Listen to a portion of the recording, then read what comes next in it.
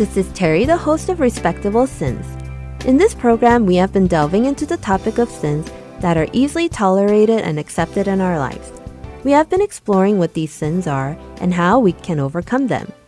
To guide us in this journey, we have been discussing Jerry Bridges' book, Respectable Sins, Confronting the Sins We Tolerate. Today marks the 12th session and it's also the final one. Facing the sins we have tolerated and accepted in our lives might not be a pleasant experience, but at the same time, I am grateful for the guidance of the Holy Spirit in revealing these sins to us. Sins that we casually accept would inevitably show up in our lives, so it is crucial to recognize them and deal with them in advance. In today's session, the final one in the series, rather than discussing another sin, we will summarize Jerry Bridges' closing message on how to overcome these sins. Jerry titled the last chapter of his book, Beyond Sin Through Grace. Just hearing the title conjures up a sense of hope, doesn't it? In this final chapter, Jerry concludes it this way. So far, we have examined various subtle sins that we tolerate in our lives. It may have been painful at times. However, I genuinely hope it was painful. Pain is an acknowledgement of honesty and humility in admitting the existence of such sins in our lives. That is where our hope lies. God opposes the proud, but offers grace to the humble, as 1 Peter 5:5 tells us. In much the same way, we can find encouragement from Jesus' Sermon on the Mount. In the beginning of this sermon, we are reminded that those who are poor in spirit and those who mourn are the ones aware of their own sins. Therefore, these individuals approach others with a gentle and merciful attitude, hungering and thirsting for the righteousness they have not yet attained. The attitude of such individuals is humble and morally superior, in contrast to those who are proud and morally arrogant, enslaved by their own righteousness. Jesus declared, "Blessed are those who recognize their own sin." We previously considered a sermon by Thomas Chalmers, The Expulsive Power of a New Affection. From this sermon, we come to wonder how we can deepen this new affection. The answer lies in understanding the fact that we are still living in sin and gradually learning about the love of Jesus for us, who is dying because of those sins. As this realization deepens, so does our new love toward Jesus.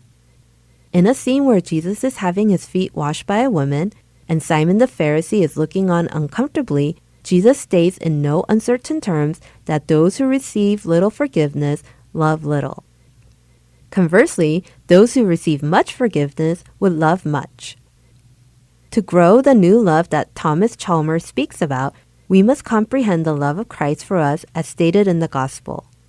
The Apostle Paul affirms in 2 Corinthians 5:14-15 that the love of Christ compels us, urging us to live for Christ. Our love for Christ can become powerful enough to overcome our love for the world. When felt in the depths of our heart, that love is our only response to the love of the Lord.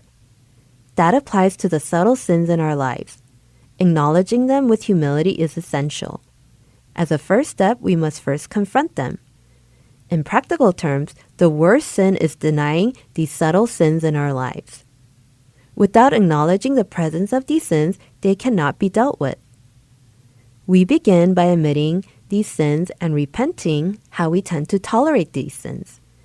That, of course, doesn't mean they can be quickly eradicated.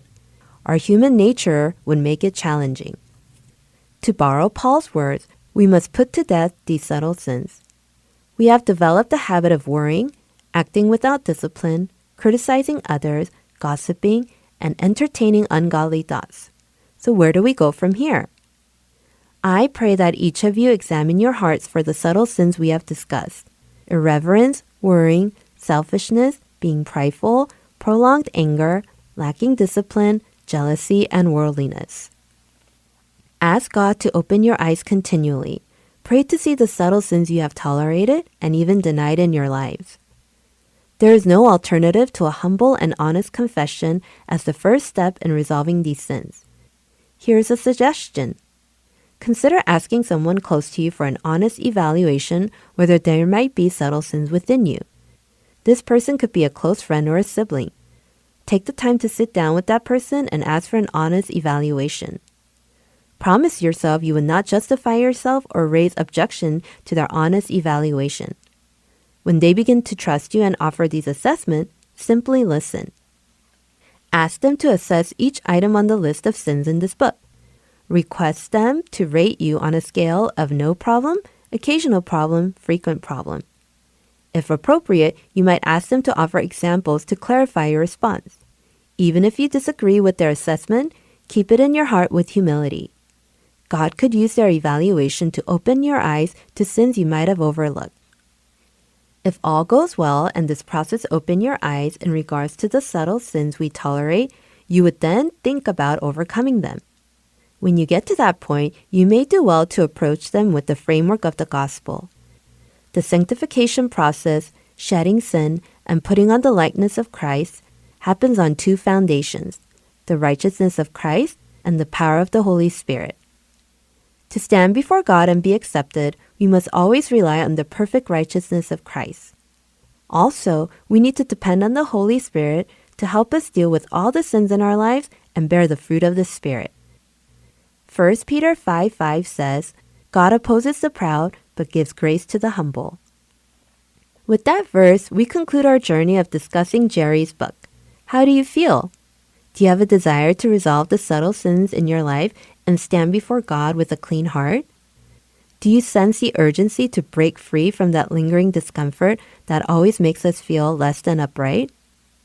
So, following Jerry's advice, starting today, I will pray and humbly acknowledge the subtle sins I have tolerated, seeking to cleanse myself to the righteousness and power of the Lord. I do not expect it to be an easy journey, but I know it will be a necessary one. I pray that you too will undertake this journey and that God will grant you and me strength and grace. May we all be victorious. This includes our reflections on Jerry Bridges' book, Respectable Sins, Confronting the Sins We Tolerate.